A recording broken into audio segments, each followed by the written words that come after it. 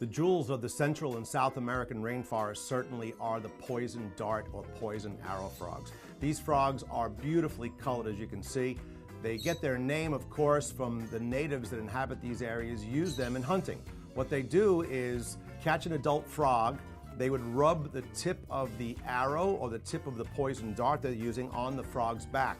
They have to agitate the frog a little bit in order to get the frog to secrete the toxic poisons that naturally come out of their skin. That poison would then be dried onto the arrow or the dart, and they use that to catch things way high in the canopy, where without these frogs assisting them, they'd never be able to get their food. It's very difficult for anybody that lives in the rainforest to catch something. The trees are 80 to 100 feet high.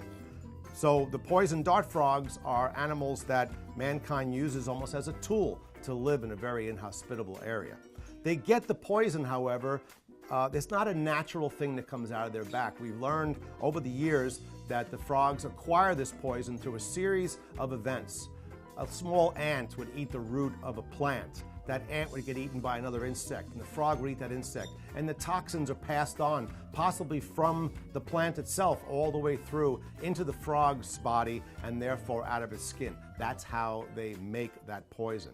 There's probably 100 different poison dart, poison arrow frogs out there, but only very few of them are that toxic to humans. One in particular comes from Colombia. It's called the terribilis frog.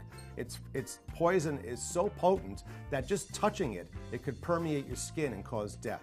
So these animals are highly sought after by the Indians there, who know enough to grab a leaf and wrap it around the frog, to hold on to it. Sometimes they put them over a flame to get the frog incensed, and he produces the poison. They'll use that poison, but they always thank the frog for using the poison, and they let him go and release him back into the forest. No frogs are hurt in the making of that film. It's very, very important. People of the forest have a way of understanding that. Rather than destroying the animal, they use them to their advantage. So poison dart frogs have a great relationship with the people of the forest in Central and South America.